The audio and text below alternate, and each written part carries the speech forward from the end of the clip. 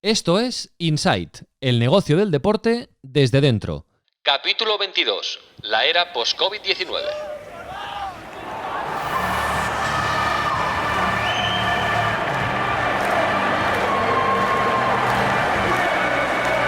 Insight con Raúl Gimós. Hola, muy buenas desde la fase 1. Seáis bienvenidos y bienvenidas al capítulo 22 del primer podcast en castellano dedicado al negocio del deporte. Hoy tenemos un capitulazo porque hemos montado un debate con dos expertos en la industria deportiva, en el negocio del deporte. El periodista Marc Menchen, fundador de Palco 23, y el profesor de SADE, experto en marketing y patrocinio deportivo, Carlos Cantó, el padre del famoso barómetro anual sobre el patrocinio deportivo en España. ¿Cómo está cambiando y cómo va a cambiar la pandemia del COVID-19 al universo Sports Business? Inside, un podcast de Sports and Life.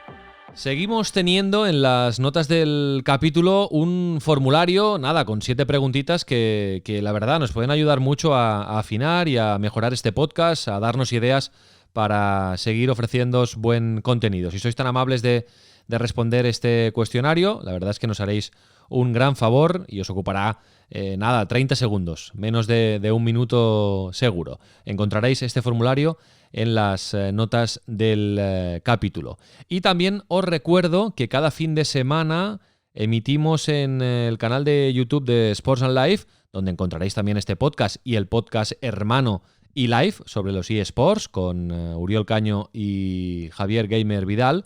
Pues ahí también emitimos cada fin de semana Sports and Life Talks, conversaciones alrededor del mundo del deporte y la comunicación con periodistas, con deportistas que realizamos Marcos López y un servidor cada sábado por la mañana. Allí encontraréis estas conversaciones. Este fin de semana, atención, gas a fondo, el narrador de las motos en DAZN, Ernest Riveras, un periodista todoterreno que seguro que nos va a explicar muchas historias. Marcos López, hola, muy buenas.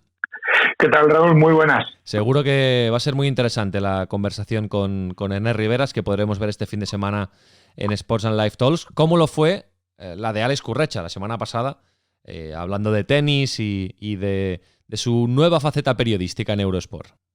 Por supuesto, porque tanto Ernest como Alex, o Alex y Ernest, nos dan la posibilidad de explorar y de conocer cómo se comunican las motos, un deporte extremadamente espectacular a nivel audiovisual, donde el ritmo de narración y el ritmo de la comunicación tiene que ser como es el mismo deporte, rápido y vertiginoso, y en el caso del tenis era todo lo contrario, con lentitud, con calma, adaptándose a los tiempos que te va marcando cada uno de los deportes.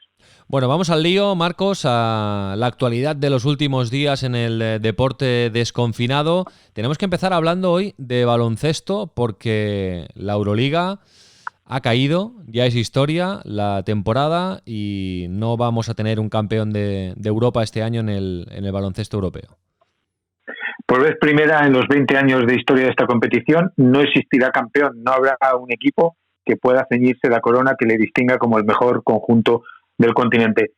Estaba destinado a la cancelación porque la Euroliga es víctima de su propia organización, en el buen sentido de la palabra, es decir, está acogiendo a los mejores equipos de baloncesto de todo el continente y, como bien sabemos, el continente, la pandemia lleva a velocidades muy diversas, no es lo mismo Italia que España que Rusia o cualquier otro de los países.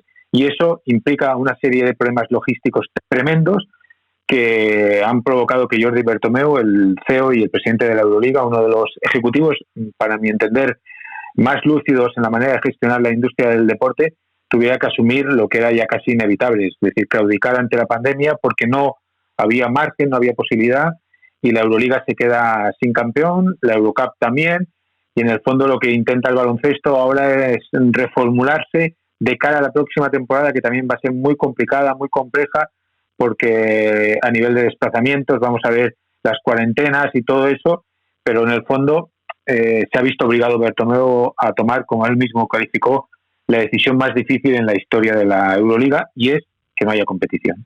Y una mala noticia para DAZN, que no lo están pasando bien, pobres, el primer año que tenían los derechos de la Euroliga y competición cancelada. En el momento que estamos grabando este podcast, todavía no se sabe qué va a pasar con la ACB. Se tiene que saber ya, de momento no sabemos nada, si va a tirar adelante o no esa opción de jugar la fase final ya directamente en una sola sede. Veremos cómo lo solucionan y ya lo debatiremos la semana que viene. Pero aquí hay un contraste claro entre el baloncesto europeo y el baloncesto NBA, porque ya sabéis que se está hablando de jugar lo que queda de la NBA, evidentemente en otro formato, pues en un recinto de propiedad de la ESPN, que es propiedad de Disney, allí todos juntos y que el show no pare, ¿no? Hablaremos de este tema luego con Carlos Cantó, el profesor, y con Marc Menchen en el debate que hemos montado hoy en Insight. En cuanto al fútbol, Marcos, continuamos pendientes. En España está todo clarito ya tenemos fecha de vuelta de la competición, aunque los futbolistas están ahí todavía discutiendo si pueden conseguir una semana más o menos. Pero en cambio en Italia y en Inglaterra continúa la incertidumbre, y de hecho en Inglaterra también, al cierre de este podcast, digámoslo así, cuando estamos grabando no se sabe nada, pero se tiene que saber también de forma inminente. Sí, se debe saber pronto, evidentemente, porque las fechas y el calendario se le echa encima y tiene que gestionar la Premier la capacidad de saber si está como la Bundesliga, que ya lleva 3 jornadas, o si está como la Liga Española, que si no hay ningún cambio, ningún problema de ultimísima hora, debe reemprenderse a partir de mediados de junio. En el fondo, al igual que la Serie A italiana, son las grandes competiciones que se tienen que activar, que están buscando la fecha para activarse, mientras que, como bien sabes, la Liga Francesa y los grandes clubes de la Liga Francesa, incluso hasta el PSG, que ha sido designado campeón, obviamente, y el Olympique de Lyon, que son los dos grandes faros junto al Olympique de Marsella, están quejosos porque se ha suspendido la competición. Se han designado descensos y campeón, como decíamos, el PSG, pero el desastre económico también tiene un desastre deportivo, porque tanto el PSG como el Olympique de Lyon tienen partidos de Champions. Imagínate que la Champions vuelve en el mes de agosto y estos equipos no compiten desde el mes de marzo, mientras los equipos españoles van a competir, que son sus posibles rivales, los equipos alemanes, posibles rivales, también están compitiendo ya, tal vez los ingleses y los italianos. Se está produciendo ahí una brecha entre los dos equipos franceses que tienen la opción de participar en la Liga de Campeones, que les va a dejar en una situación, sin duda, de tremenda inferioridad deportiva. Claro, ahora es fácil decirlo, quizá, pero igual se precipitaron un poco en Francia, ¿eh? Fueron demasiado rápido. El gobierno francés tomó esa decisión y, de hecho, los clubs, insisto, todos, porque había clubs que estaban luchando por evitar el descenso, clubs que luchaban, como el caso del Olympique de Lyon, por meterse en la Champions de la próxima temporada. Y lo que dicen estos clubes es que ellos miran a Alemania y ven que llevan ya 3 jornadas, claro, que miran a España y que está a punto de empezarse, que mira a Italia, que era uno de los países más conflictivos porque había sido el primero más golpeado y con extrema dureza por la pandemia, y que está a punto también de ponerse en marcha la Serie A si no hay cambios de ultimísima hora. Y eso es lo que está revisando el fútbol francés, obligado además económicamente a buscar préstamos, a buscar dinero, con los consiguientes problemas porque los operadores televisivos, que curiosamente además acababan su contrato este año, no han pagado el segundo plazo de esta temporada. O sea, el problema del fútbol francés es realmente muy, pero muy, muy grave. Uh-huh.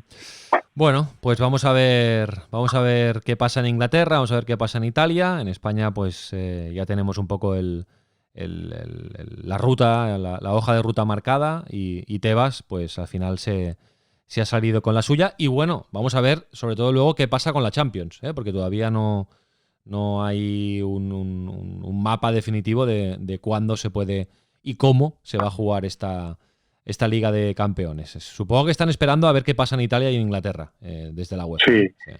Sí, están esperando. En el fondo, lo que quiere la UEFA es apurar al máximo, o sea, primero acabar las ligas nacionales y luego el mes de agosto dedicarlo a la Champions. Vaya veranito, además, vaya veranito nos espera, Marcos, ¿eh? Sí, además de verdad. Dedicarlo, además, en formato Disney, para entendernos, formato NBA Disney. Posiblemente no en un parque de atracciones, obviamente, pero sí en un estadio y en una ciudad. Estambul tenía todas las posibilidades de acogerlo para que se pudiera disputar de manera rápida, semifinal a partido único y la final, evidentemente. Oye, Marcos, yo te voy a explicar también una noticia, una buena noticia que hemos conocido en las últimas horas, y es que el Vissel Kobe, esto lo ha publicado Yahoo en Japón, el Vissel Kobe ha publicado sus números del año 2019, la J-League ha publicado un informe, y el Vissel Kobe ha batido el récord de ingresos de la historia de la J-League. En el 2019 ingresaron 11.440 millones de yenes, que al cambio son unos 97 millones de euros en 2019, en el ejercicio fiscal 2019, que concluye el 31 de marzo en Japón de 2020. Esto supera por primera vez en la historia del fútbol japonés la barrera de los 10.000 millones de yenes, y por lo tanto se nota aquí clarísimamente el efecto Iniesta. De hecho, así titula la noticia Yahoo Japón cuando la ha transmitido, una noticia que también ha publicado la agencia EFE y que por lo tanto podréis leer en muchos periódicos y en muchos diarios digitales. El Vissel Kobe, el equipo que más ingresa de Japón, nota el efecto Iniesta. Son 97 millones de euros de ingresos, que equivale al presupuesto del Vissel Kobe, entonces, y por lo tanto se puede equiparar en España, bueno, más o menos a un Español, por ejemplo. El Español el año pasado tuvo un presupuesto de 92 millones de euros, para hacernos una idea. No, pero en el fondo lo que pretendía, perseguía y ha conseguido, atendiéndonos a estos números, Mikitani, el propietario del Vissel Kobe, con el fichaje de Iniesta era un polo de atracción no solo deportivo. No podemos olvidar que el Vissel Kobe no había ganado ningún título en su historia, y ha ganado en el último mes y medio ganó 2, la Copa del Emperador y la Supercopa de Japón, sino un polo de atracción económica. Y se está demostrando con esta noticia que cuentas tú ahora, a nivel de venta de entradas, a nivel de patrocinios, a nivel de convertir a Kobe, la ciudad, y a Vissel, el club, en una de las referencias del emergente fútbol asiático, un fútbol que siempre estaba en segunda línea a nivel económico por la pujanza en su momento del fútbol chino, pero que ahora está emergiendo no solo deportivamente, insisto, sino también económicamente. Por cierto, esta semana han vuelto a los entrenos ya en grupo los jugadores del Vissel Kobe y en la J-League, y está previsto, no es oficial, no está confirmado, pero el plan es que la J-League pueda volver a principios de julio y ya sin parar se dispute por completo hasta el mes de diciembre. Recordemos que solo se había jugado una jornada en la J-League, y luego vamos a ver qué pasa con la Champions Asiática, que también hay un interrogante ahí muy grande. Se habían jugado 3 jornadas, pero quedó también cancelada y de momento no hay planes de retorno. Marcos, no te vayas muy lejos, que ahora conectamos con Marmen Chen y Carlos Cantó, y ponte guapo, que también nos podrán ver en YouTube. Perfecto, aquí seguimos, por lo tanto. Inside Sports Business, el negocio del deporte desde dentro. Con Raúl Gimos. Hace unas semanas, en el capítulo 15 de Insight, en la fase dura del confinamiento, reunimos al periodista Marmen Chen y al profesor de economía especializado en las finanzas del deporte, José María Gaidel Liébana, para debatir bajo el título ¿Y después qué? Y reflexionamos entonces sobre cómo la pandemia afectaría a la industria del deporte, sobre cómo la podía cambiar. Pues bien, ahora que el deporte poco a poco va volviendo, en algunos casos, pues hemos decidido repetir la experiencia añadiendo una nueva voz autorizada para tener otro punto de vista. Además de a Marmen Chen y a Marcos López, que repiten, tenemos por aquí al profesor Carlos Cantó, que es CEO de SPGSG Consulting, profesor de la Escuela de Negocios de SADE, miembro de la Advisory Board de World Football Summit y vocal de la Asociación de Marketing de España. Experto, por lo tanto, en marketing y patrocinio deportivo. De hecho, realiza cada año el famoso barómetro del patrocinio deportivo en España. Señor Carlos Cantó, bienvenido y muchas gracias. Un placer estar aquí con vosotros, Raúl, Marcos, y evidentemente con el gran Marmen Chen. Bueno, hola Marcos, hola Marc. Marc, ya sabéis, es fundador de Palco 23. Y bueno, ha sido noticia en los últimos días porque Marc ha decidido, es un valiente, ha decidido emprender un nuevo proyecto profesional. Pronto sabremos más cosas, Marc, Pronto pero noticias. de momento te presentamos como fundador de Palco 23 y emprendedor en marcha. Ese título todavía lo tengo y el siguiente gorro ya lo veréis pronto, pero yo espero que dé mucho que hablar y que los 4 que estamos aquí, pues oye, formemos parte de esa nueva comunidad que estamos trabajando ahí detrás.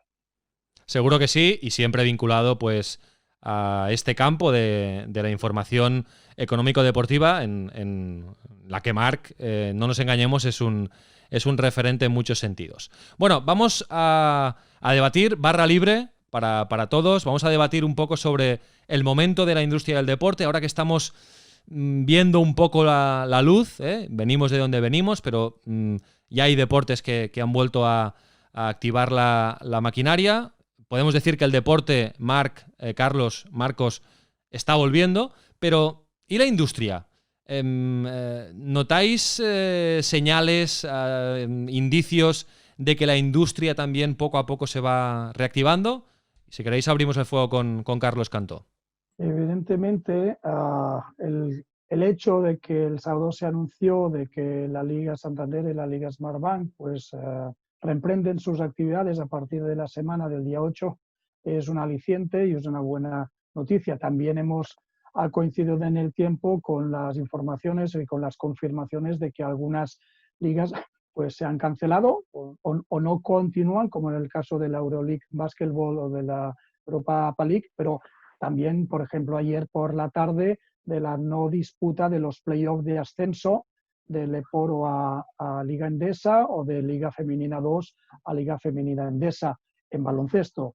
Entonces, hay algunas noticias buenas, hay otras pues no tan buenas. El hecho, evidentemente, de que la Bundesliga ya lleva 2 jornadas jugándose con unas audiencias, al menos aquí en España, comparado con el antes del COVID, pues sustancialmente superiores o muy superiores, bueno, también es un elemento de interés. Yo creo que todo el mundo está expectante, ¿no?, a reemprender, porque esto será no solo un pistoletazo de salida desde el punto de vista de la actividad, de la competición, sino especialmente también de reemprender la buena senda por parte de lo que es el sport business, por parte de lo que es la industria del deporte.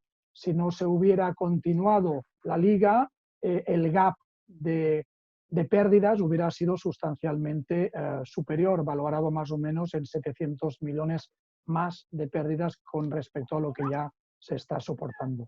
Sí, yo creo que como apunta Carla, yo creo que para bien o para mal se ha dado certezas. O sea, yo creo que ya la fase de incertidumbre, por así decirlo, más o menos ya la hemos pasado. El hecho de que la Bundesliga haya vuelto, pues a la Liga le da cierta tranquilidad de que no está pasando nada raro, más allá de lesiones musculares que son normales, incluso para agosto también pasaría. Hay cierta normalidad y yo creo que para bien o para mal lo que quieren los operadores de televisión, los patrocinadores, los aficionados, es saber si se va a jugar, no se va a jugar, qué va a pasar con eso.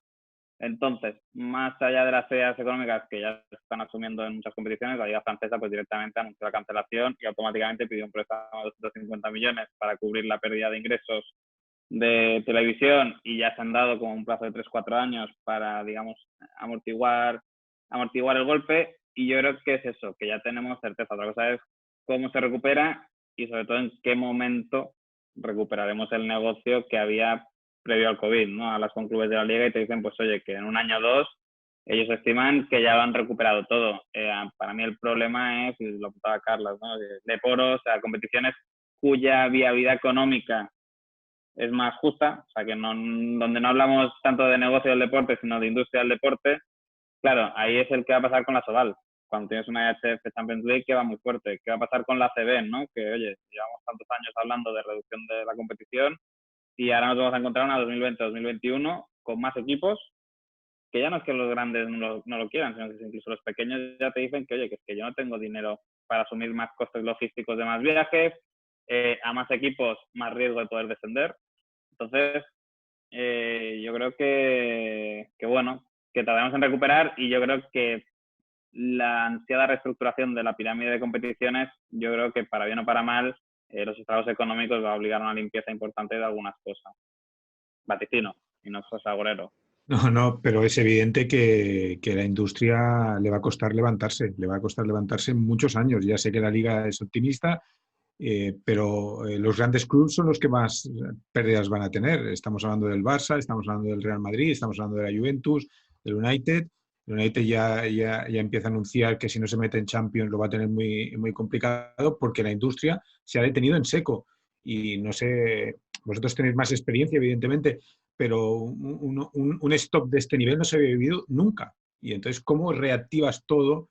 Y luego con un componente. Una cosa son los derechos de televisión. La Bundesliga en las 2 primeras jornadas post-COVID ha tenido 5,8 millones de espectadores en la primera jornada en Sky Sports y 6 millones en la segunda. O sea, estamos hablando de cifras brutales en Alemania, pero lo que es toda la industria auxiliar en torno a un partido de fútbol, restauración, ticketing, venta de camisetas, o sea, lo que genera el fan en un partido de fútbol, eso se va a perder. Y, por ejemplo, a nivel de patrocinios, ¿habéis notado alguna señal preocupante? Es decir, ¿se ha roto algo que estuviera firmado? ¿Hay alguna nube negra a medio o largo plazo a nivel de patrocinios? El negocio del patrocinio o lo que genera el patrocinio a nivel mundial se estima aproximadamente en unos 45 a 50.000 millones de dólares, según Two Circles. Se estima que este año caerá alrededor de un 30% aproximadamente. Lo que pasa es que en patrocinio hay que diferenciar dos temas claros, lo que son los derechos de patrocinio y lo que es la activación del patrocinio. Y en derechos, la media de los acuerdos de patrocinio en el mundo está alrededor entre 2 y 3 años. Son relaciones a largo plazo, no es como la publicidad, que tú lo pones una semana y la otra no. Estos son acuerdos a largo plazo, a medio y largo plazo. Algunos acuerdos llevan incluso 100 años, como es el caso de Robinsons con Wimbledon. Que por cierto, Wimbledon ha ganado 114 millones de dólares por... Los más listos, ¿eh? Los más listos. Pues cada año pagaba, creo que eran 2 o 3 millones de libras, entiendo que eran, de seguro, y este año pues ha hecho caja, ¿vale? Lastimosamente ha hecho caso, pero bien por ellos, ¿no?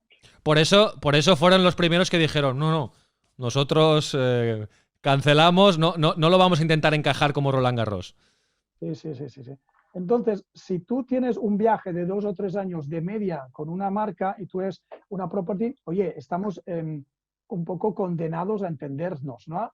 Ahora aflojas tú, ahora aflojo yo, etcétera, para encontrar ese espacio en común. Evidentemente, hay toda una serie de activaciones, por ejemplo, lo que son experiencias in situ, que es imposible ahora, evidentemente, pero bueno, hay que buscar otros elementos como todos los temas digitales, los meet and greet que han sido y están siendo también personalizados, pero online, no físicamente, aparte de que a partir de ahora, evidentemente, los contratos de patrocinio incluirán muchas más cláusulas y a mi entender incluirán no solo una parte fija, evidentemente, sino un bonus malus en función del conseguimiento no de una serie de hitos.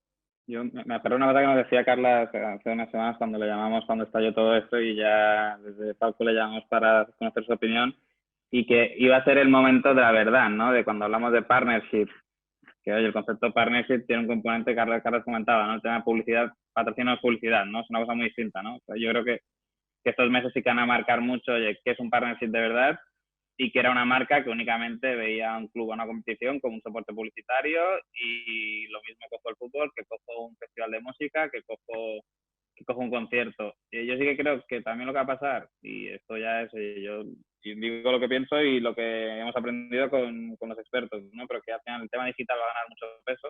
Pues yo creo que la gran evidencia de estas semanas es que, oye, a la que se ha desaparecido el directo, el deporte, la NBA ha salvado la cara con el documental de Michael Jordan, y ha sido una coincidencia en el tiempo. No estaba preparado que en caso de que hubiera un vacío deportivo lanzaran esto, ¿no? Pero que se ha demostrado que el deporte sin el directo y todo lo que genera el partido en directo, y ahí meto los entrenamientos, meto los resúmenes y demás, el deporte tenía poco que ofrecer. Entonces, yo ahí creo que sí que, bueno, que los clubes y las competiciones van a tener que hacer una reflexión de, oye, de yo, ¿qué puedo ofrecer a los a los patrocinadores. Y luego hay un tema que vuelvo a lo del deporte base y el deporte pequeño. Yo creo que al final el deporte como entretenimiento, mientras haya tele, habrá exposición mediática, por lo tanto las marcas siempre querrán estar ahí. Ahí mi pregunta es con el deporte base y el comercio local, el pequeño patrocinador de barrio, que al final, y hablo de deporte base, pero lo llevo a Sobal y lo llevo a CB. ¿Qué pasa con esos patrocinadores que al final la crisis es de los que más fuerte les ha dado el golpe y que seguramente, oye, pues el año que viene pues tendrán que recortar su apoyo al equipo local? Y ahí sí que veo el problema, porque al final en las grandes competiciones, mientras haya tele, hay audiencia, por lo tanto, oye, el retorno publicitario está asegurado. Y otra cosa que sí que vemos, que yo creo que se va a acelerar y que esto ya es una tendencia que ya veíamos de hace meses, que hablando con la gente nos lo decía, que es que si hablábamos de que un patrocinio va a dejar de ser mera visibilidad en la vía publicitaria y va a ir más de retornos a través de prestación de servicios, de contacto más directo con los aficionados y con el potencial cliente, pues esa parte yo creo que se va a desarrollar aún más, porque al final volvemos a lo mismo. Oye, en el momento en que ha habido parón, no has sabido darme respuesta a lo que yo pido cuando me asocio contigo. Por lo tanto, vamos a buscar mecanismos que ayuden a que ese patrocinio pueda activarse, haya competición o no haya competición, porque tú vas a ser aficionados, teóricamente sigue estando ahí. Hay un acuerdo de patrocinio, yo creo que muy interesante, no sé qué pensáis, que es el de Cupra con el Barça, ¿no? Tuvimos recientemente una noticia que a mí me parece una buena solución, ¿no? Delante de este panorama, ¿no? Una oportunidad incluso, ¿no? Cupra es el patrocinador a nivel de socio a nivel de automoción, digamos, ha suplido a Audi, pero el acuerdo pues va mucho más allá, ¿no? De abastecer de coches al Barça, ¿no? Tiene que ver con la nueva movilidad, con la sostenibilidad, etcétera, etcétera, ¿no? Pero además, Cupra y el Barça han anunciado recientemente que en los partidos a puerta cerrada en el Camp Nou van a poner unas pantallas de LED en la primera gradería, digamos, y allí pues van a ir apareciendo mensajes de los aficionados de apoyo durante el partido, y eso va a estar activado va a estar patrocinado por Cupra, ¿no? ¿Os parece una buena idea, una buena solución para adaptarse un poco, un ejemplo de lo que puede ser una adaptación a estos tiempos? Sí, a ver, evidentemente todos estos tipos de activación que intenten animar lo que es un partido de fútbol donde básicamente reina el silencio, aunque incluso con público en algunos estadios reina el silencio, creo que cuando marcan goles, pero bueno, eso es otro cantar. Evidentemente, cuando sumamos temas digitales, porque se juega físicamente, pero igual estas pantallas pues van a través de elementos digitales, todo suma y hay varias iniciativas esta y similares en otros campos del mundo o están previstos, ¿no? Yo diría que un poco retomando, si analizamos las 6 grandes áreas de generación de ingresos por parte de un club, tenemos las instalaciones, que es lo que más está sufriendo a nivel de ticketing, a nivel de los socios, a nivel de restauración, a nivel del merchandising on-site, no online, porque el online sigue y sigue, ¿vale?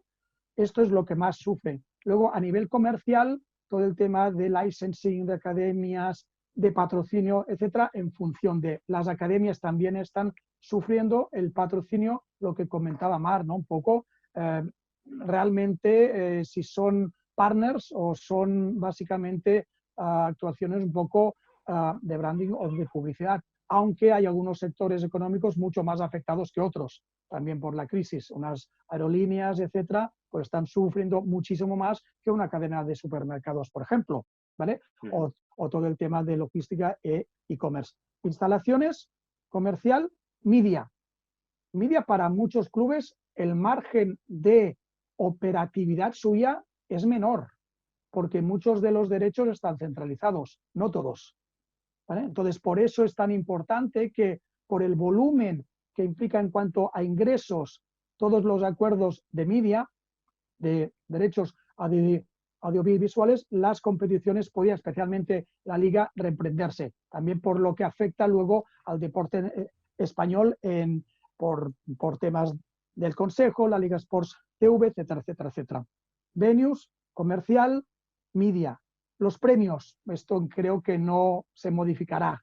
en un futuro, pero lo que sí se modificará será el quinto elemento, que son los transfers de los jugadores. Y algunos clubes, una de sus bases estratégicas y de diferenciación es el transfer de los jugadores. Comprar barato, vender caro, que no es una crítica, pero sí que ese modelo sí que puede verse realmente con un impacto no solo en el corto plazo de esta temporada, sino en las próximas. Y la sexta pata son los otros. Y ahí sí que los clubes y todas las properties en general tienen que innovar. Innovar no significa desde el punto de vista tecnológico solo, innovar desde el punto de vista de un negocio, cómo conseguir avanzar, cómo conseguir más ingresos, cómo conseguir generar mayor valor añadido para todos. Y ahí sí que tienen que dar realmente un empujón para alcanzar nuevas cuotas y para diversificar un poco más lo que son las líneas de ingresos o de generación de ingresos. Bueno, ahí, y volviendo al ejemplo del Barça, ahí, Marc, sirve quizá la creación inminente del Netflix del Barça, de esta nueva OTT, del Barça TV Plus, ¿no? Que, bueno, ya comentamos hace tiempo en este podcast que los clubs ahora ya son productores de contenido, ¿no? Y el Barça, bueno, pues la verdad es que está acelerando estos procesos y ha creado ya la tienda online a nivel global y es inminente la creación de este proyecto, ¿no?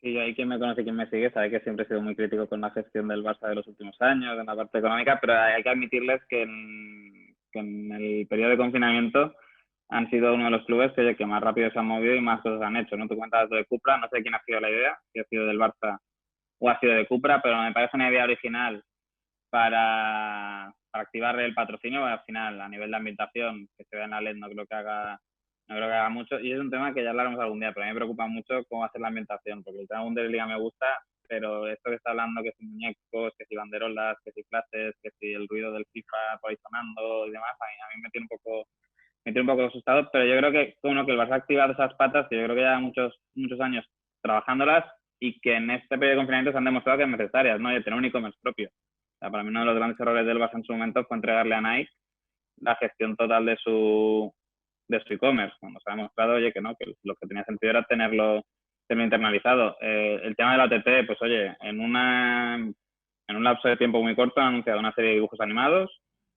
una serie de ficción con Albert Espinosa, y le han vendido a Netflix los derechos de Match Day allí donde no los habían explotado con Rakuten, y yo creo que es uno de los clubes que mejor ha interiorizado que, oye, que esos contenidos jamás suplirán lo que supone los derechos de televisión en directo, pero al final es una fuente de ingresos adicional que, oye, que no es nada de desdeñar, y si te genera 7 millones más al año, todo lo que vayas sumando, pues oye, es la ficha de un futbolista de primer equipo que puedes cubrir con una cosa que tienes que hacer porque los patrocinadores te lo van a pedir y los aficionados te lo van a reclamar. Yo sigo teniendo dudas de cuánto estará dispuesto el aficionado a pagar por este tipo de contenidos, porque hemos visto proyectos fracasados como otro o como Dugout, que aspiraban al pago, al cobro por visión, y al final han acabado convirtiéndose en productoras de contenidos para los medios de comunicación. O sea que, bueno, veremos a ver por qué modelo opta el Barça, pero de hecho de momento lo que está optando es por hacerlo para que lo distribuyan otros, que a mí me parece lo más sensato en ese sentido. También es cierto que el Barça no compite contra el Real Madrid o contra el Atlético, contra el Arsenal o el Chelsea o el City. El Barça compite contra teatros, contra cines, contra parques temáticos, contra Netflix, porque al final hemos pasado ya hace unos años, pero cada vez más, del sport al sportainment y del avid fan que solo le interesa el fútbol en este caso, al avid al casual fan, con lo cual todas estas series y estas iniciativas también van dirigidas a esta masa que engorda un poco el pastel. Uh-huh. Y ojito porque decía el teatro, el cine, Netflix y el Fortnite, y Twitch. Ojito con esta vía de los eSports, sobre todo en las las generaciones más jóvenes, ¿no? También. Y sobre todo para matar el mito de que esto solo pueden hacer los clubes grandes, yo esta semana me he tragado una serie de Netflix que es Sunderland Till I Die, que es un club el equivalente a vale que la segunda B de Reino Unido no tiene nada que ver con la segunda B de aquí de España, pero es un club relativamente pequeño y ha conseguido que Netflix haga una serie sobre su caso. Y yo realmente me lo he pasado muy bien, e incluso me lo he pasado mejor que con algún documental de club grande. Y te has hecho del Sunderland, además. Pues mira, ¿Empatizas? ¿Empatizas con el Sunderland? Empatizo bastante con la historia del club y el arraigo que tiene socialmente dentro de una comunidad. E incluso envidio lo que se emocionan algunos aficionados con ganar una promoción de ascenso, con llegar a una final de Wembley de una copa de tercera categoría, cuando algunos, pues todos lo hacemos que enfadarnos cuando perdemos. Entonces, valorar las cosas del deporte. Habrá que verla, Marcos. Sí, no, yo la he visto y me encanta y estoy de acuerdo con Marc, pero en ese sentido aquí tenemos un club que no es muy grande como es el Leganés, que ha creado una serie de contenidos muy espectaculares para la dimensión y para su comunidad y para todo lo que está generando el Leganés. Se ha generado una marca. ¿Por qué? Porque tiene lo que siempre hablamos, tiene un relato que le da una vida propia, y en ese sentido el Barça está siendo muy avanzado porque tiene la fuerza de un transatlántico, tiene la fuerza de 350 millones de seguidores en redes sociales, pero estoy de acuerdo con Marc. Si hay clubs que, sin ir más lejos, el Español también tiene vida propia y tiene la capacidad de generar un contenido propio que para su comunidad, que ahora puede ser de 29.000 socios, pero si es capaz de generar ese contenido, puede llegar a 30, 35, 40, todo supeditado, como bien sabemos todos, a los resultados deportivos. Pero tú estás creando un relato que eso lo puedes luego monetizar a nivel económico. Vosotros sabéis más, pero seguro que eso lo puedes luego trasladar a nivel económico. Si me permites, Marco, la comunidad del Español, yo diré que va muchísimo más allá que los 28, 29, 30.000 socios. O sea, son los simpatizantes, y los simpatizantes especialmente no están en Barcelona. Están quizá ahora en China, pues, o quizá están en Argelia, donde desde hace muchísimos años tienen un par de academias, etcétera, etcétera, etcétera. Es decir, todo esto se globaliza mucho. El país donde hay más seguidores del Real Madrid no es España, ni muchísimo menos, es Indonesia. Entonces, también eso de ir el público al estadio o no ir, al final la gran mayoría de aficionados a un determinado club no van al estadio los domingos o los sábados, la inmensa mayoría, sino que normalmente lo siguen por las pantallas, en sus casas, en los bares. Un 40% más o menos de los españoles lo ven a través de la Liga TV Bar, por ejemplo. Es decir, sí que es una situación poco ideal, evidentemente, pero también era una situación necesaria para reducir o minimizar unas posibles pérdidas. Carlos Cantó, creo que salta a la vista, los que nos estén viendo en YouTube, es un buen aficionado del deporte americano. Creo que coleccionas gorras de los campeones de la Super Bowl, ¿es así? Sí, bueno, estoy 370 grados de gorras, pero tengo las gorras de los campeones de los últimos 8 años. Sí. La Super Bowl como casi paradigma, ¿no? De epicentro del sports business global, ¿no? Que, por cierto, la Super Bowl se salvó, ¿no? Fue el último gran acontecimiento que se salvó por los pelos, ¿no? Y creo que pueden tener la suerte de que igual, bueno, ya veremos, ¿no? Porque eso no lo podemos saber, ¿no? Pero igual el año que viene, que no sé dónde se hace, porque eso ya se sabe, pero igual también se puede salvar, ¿no? Porque siempre es el primer domingo de febrero, ¿no? Si no estoy equivocado, ¿no? Bueno, pues era la introducción para hablar de la diferencia entre la Euroliga, que como antes comentábamos, se ha cancelado, y la NBA, ¿no? Que le están dando vueltas ahí a una opción que no sé cómo veis, como solución, que es concentrar a todos los equipos en un resort de Disney y, bueno, montar allí Es decir, de un problema pueden encontrar una solución que les puede generar mucho, no sé si mucha riqueza, pero les puede generar mucho engagement, ¿no? Sí, yo creo que al final le estás dando un cariño a un partner audiovisual como es ESPN. O sea, oye, te he causado un problema esta temporada con el parón de la competición, pero oye, te voy a dar máxima visibilidad a tu gran complejo resort deportivo que tienes en en Orlando, y comparada con la Euroliga es el eterno debate, y yo creo que por lo que siempre va a ser un error comparar las ligas americanas con Europa. América tiene una única legislación, o Estados Unidos, más bien dicho, por lo tanto, oye, digamos que alinear intereses es mucho más sencillo, y ayer Jordi Bertomeu al final admitía que, oye, que al final una de las razones de la suspensión es las diferentes legislaciones nacionales, las diferentes medidas que cada gobierno está adoptando para afrontar o erradicar la pandemia, y que eso hacía imposible. Al final, imagínate, oye, el Real Madrid tiene que bajar a Italia, 14 días en cuarentena, no sé, un equipo griego tiene que ir a Barcelona para jugar contra el Barça, 14 días encerrados. Al final, logísticamente, se hacía imposible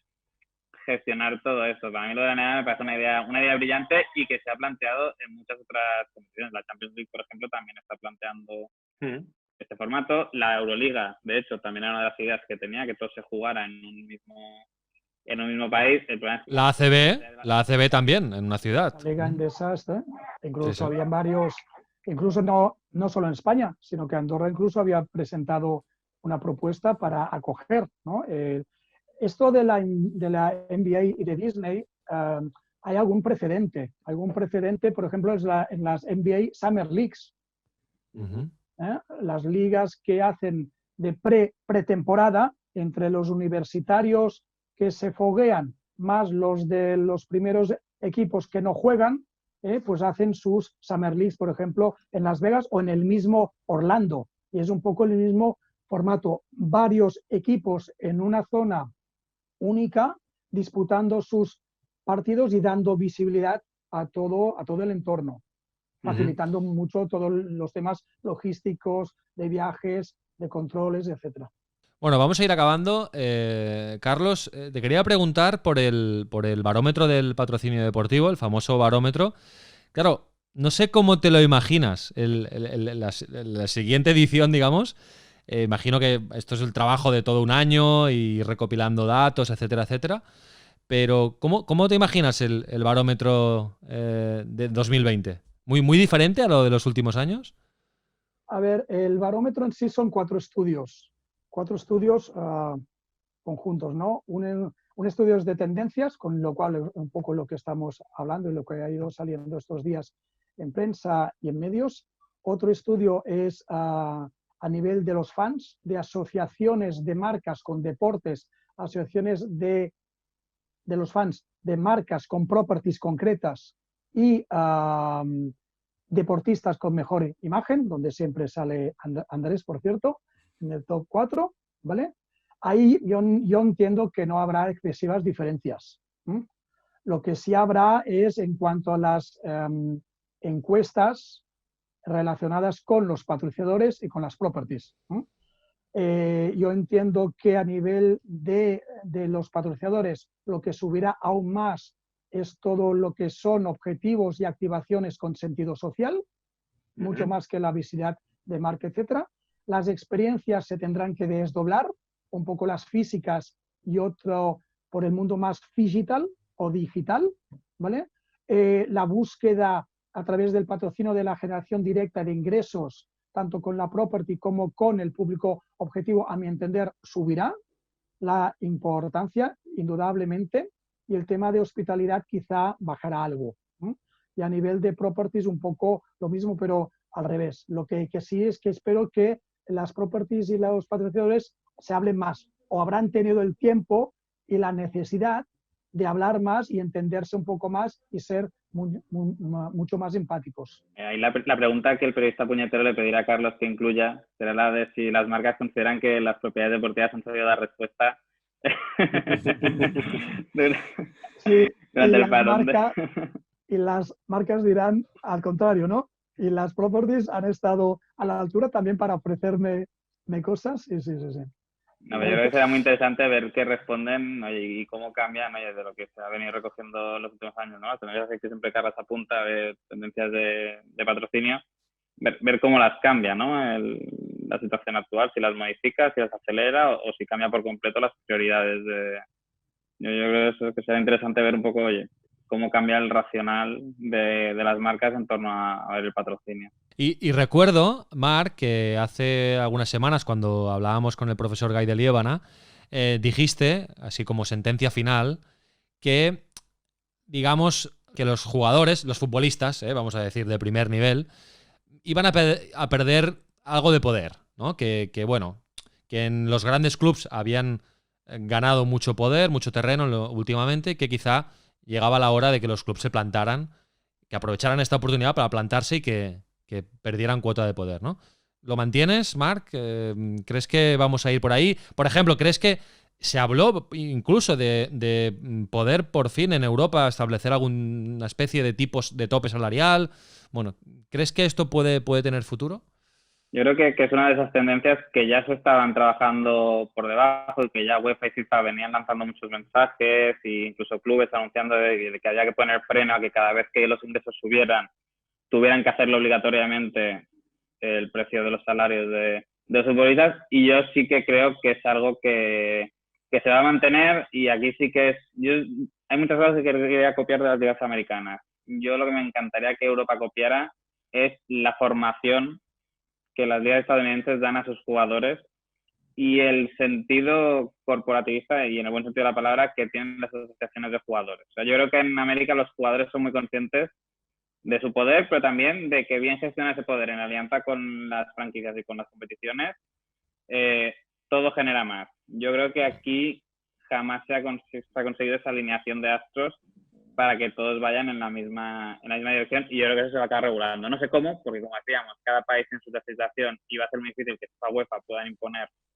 cómo tiene que ser esa retribución, cómo tienen que ser las cosas, pero yo sí que creo que establecer unas líneas maestras y que ya en cada competición nacional se regule de alguna manera, yo creo que eso sí que va a pasar. Luego ya veremos, oye, cada club cómo se lo gestiona, cada casa es un mundo y cada dirigente tiene más o menos capacidad de persuasión.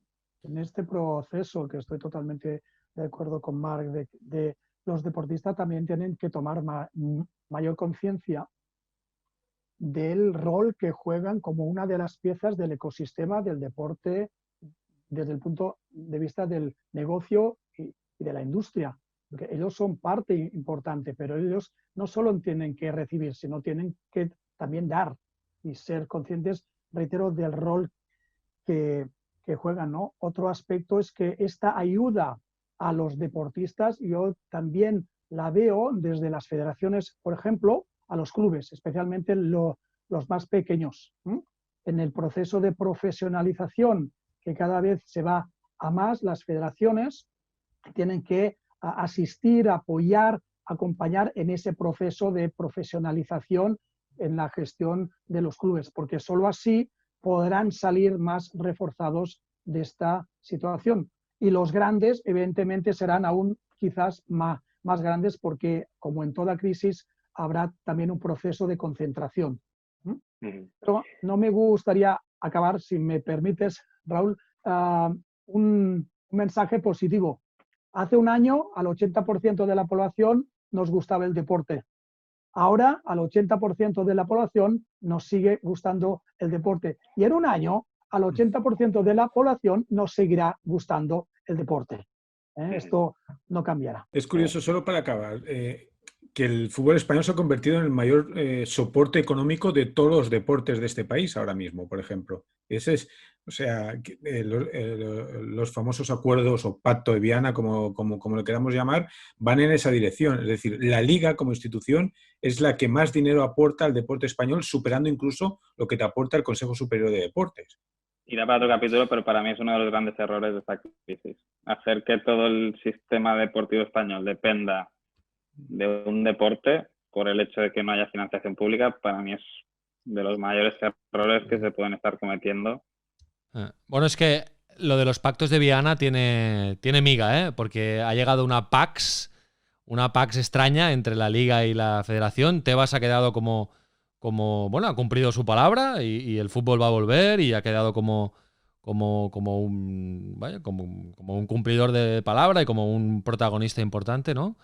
Y bueno, tiene realmente miga. Y luego está el tema el compromiso del gobierno de permitir que los acuerdos de venta de derechos televisivos, ¿no?, vaya más allá de 3 años, ¿no? Que esto también a futuro puede tener una repercusión interesante en el fútbol.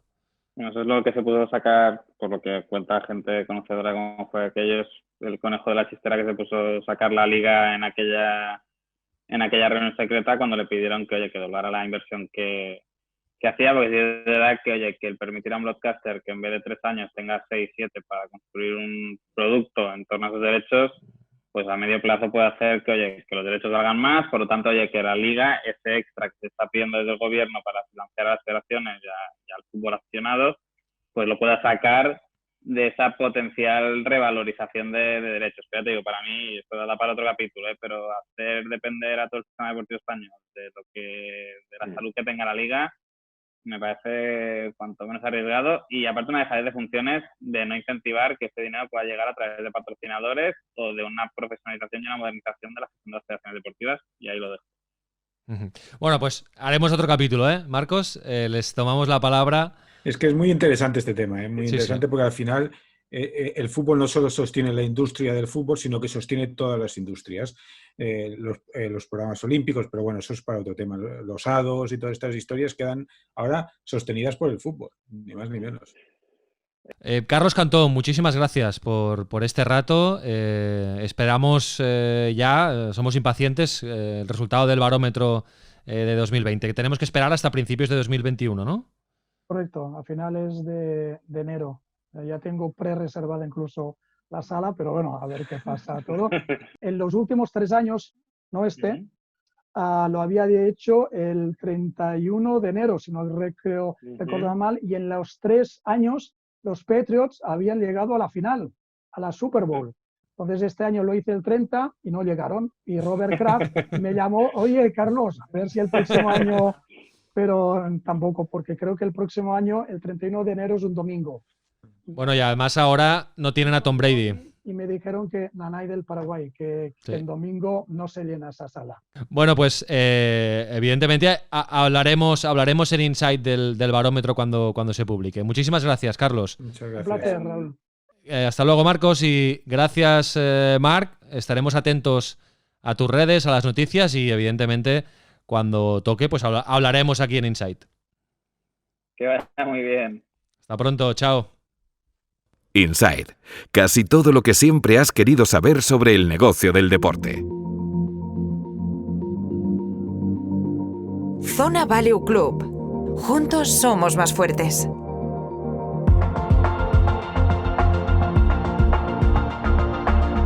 Venga, pues ya estamos en el club de Zona Value, este rincón de Insight Sports Business, donde nos ponemos al día de la actualidad financiera, de los mercados, de la bolsa, de la mano del CEO de Zona Value Club, Lorenzo Serratosa. Hola Lorenzo, ¿qué tal? Muy buenas.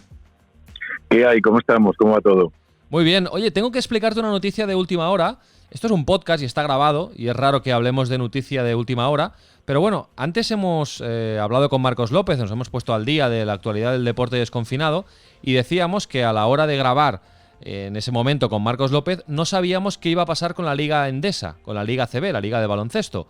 Pues bien, ahora, un par de horas más tarde, que grabo con Lorenzo Serratosa en el Zona Value Club, ya sabemos qué va a pasar, porque se acaba de saber que además tu ciudad, Lorenzo, Valencia, va a ser la sede de la fase final de la Liga CB.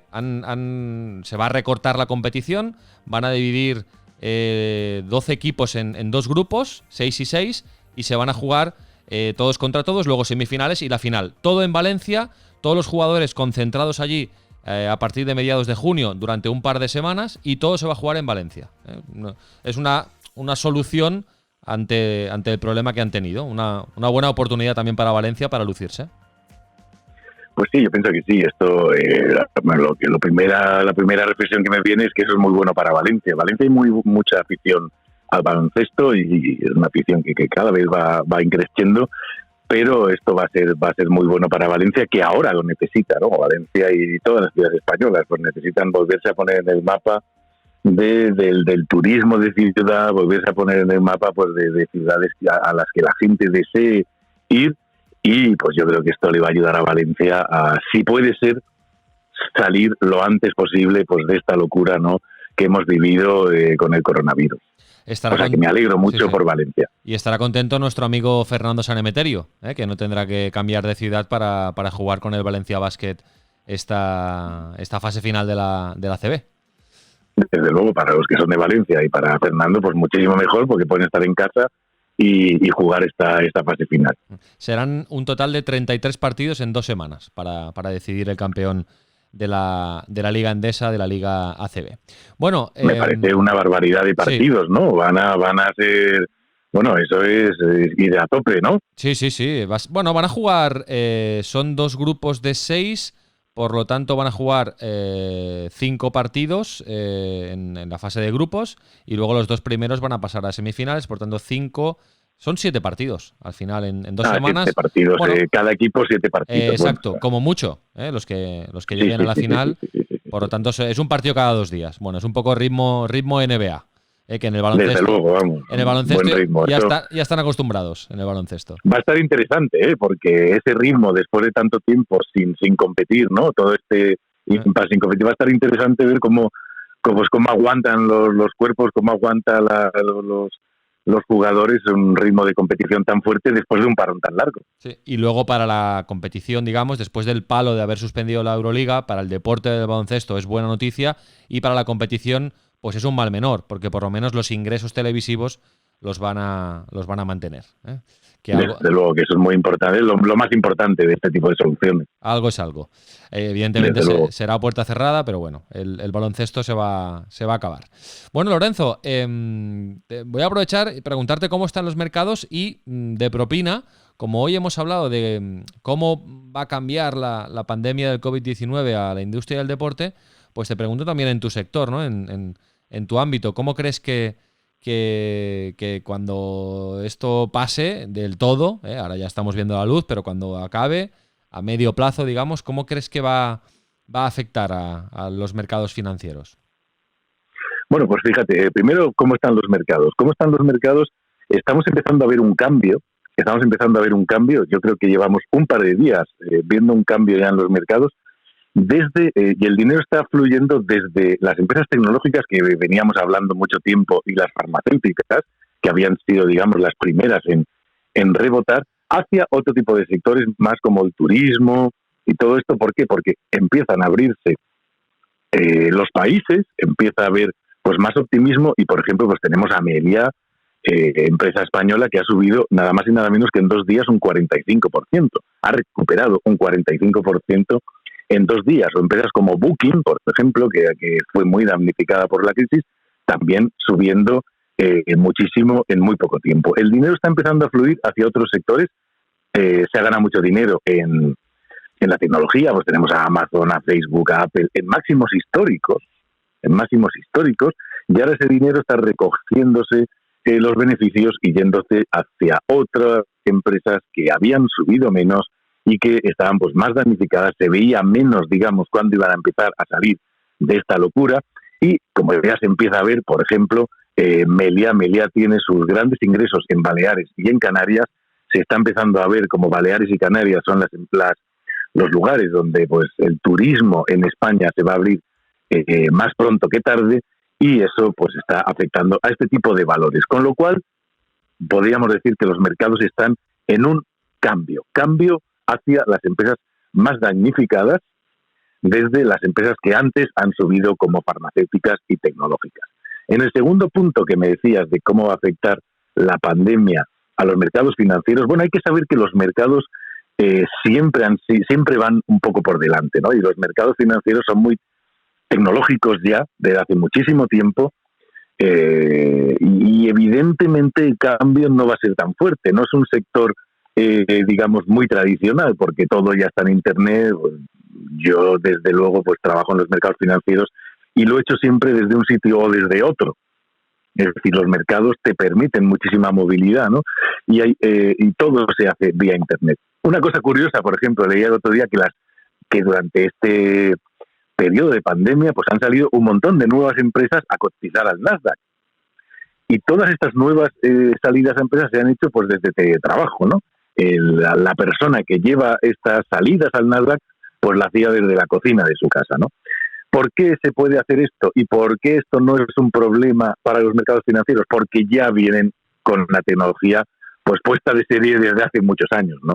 Yo recuerdo, por ejemplo, por poner un ejemplo, cuando en España cambiamos al euro, un año antes los mercados financieros ya lo habían hecho. Y los que estábamos en los mercados ya estábamos trabajando en euros un año antes.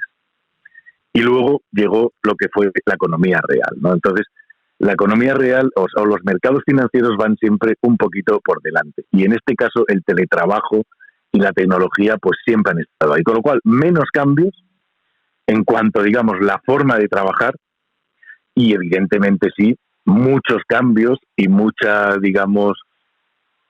cambios y mucha volatilidad en cuanto a lo que sucede con las cotizaciones y con las empresas, que al final es lo que importa en los mercados financieros.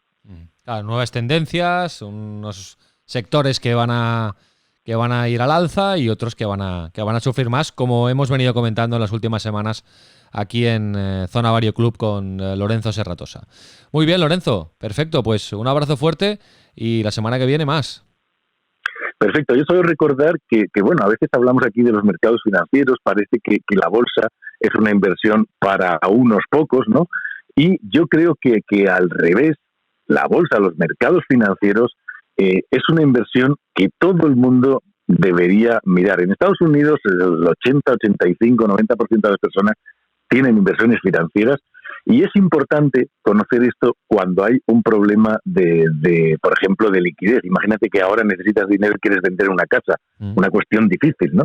Los mercados financieros, las inversiones en mercados financieros, aparte de ser rentables, muy rentables, si lo haces bien, también te permiten tener liquidez rápida para cuando vienen problemas.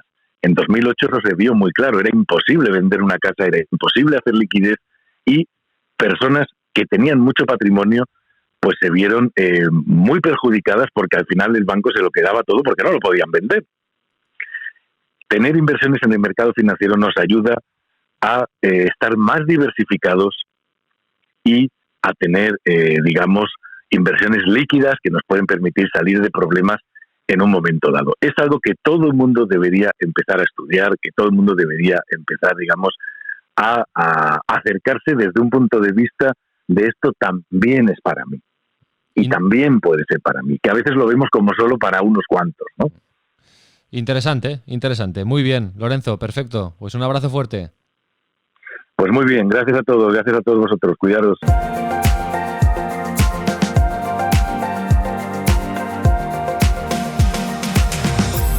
Protege tus ahorros y aumenta tus ingresos con las mejores oportunidades de inversión. Zona Value Club.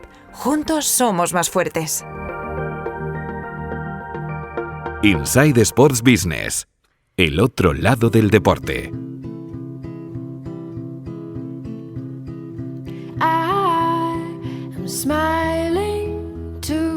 Bueno, llegamos al final del capítulo 22 de Inside Sports Business. Gracias un día más al trabajo incansable de Uriol Caño en la producción y en las redes y de Álvaro de Grado y Marcos López en la redacción de Sports and Life. Os esperamos este fin de semana en el canal de YouTube de Sports and Life con Ernest Riveras, una nueva edición de Sports and Life Talks. Vamos a hablar con este periodista todoterreno, el narrador de las motos en DAZN. Sports and Life Talks, que ya sabéis, también lo podéis escuchar en formato podcast en todas las plataformas de podcasting. Desde la semana pasada están todos los capítulos colgados en formato podcast. Os dejamos el link de este podcast, del canal de YouTube, de nuestro blog y del podcast de eSports que hacen Uriol Caño y Javier Gamer Vidal, eLife, un podcast fantástico, imperdible. Os dejamos todos los enlaces en las notas del capítulo y también el correo electrónico. Queremos vuestro feedback, insight@sportsandlife.com. Inside Sports Business es un podcast con el sello de Sports and Life. Cada jueves un nuevo capítulo. Muchísimas gracias por la confianza y hasta la semana que viene. Ahora, dependiendo de la fase en la que estéis, pues podréis hacer más cosas o menos, pero sí que os repetimos que os tenéis que cuidar, proteger, escuchar podcast y siempre, enjoy the show.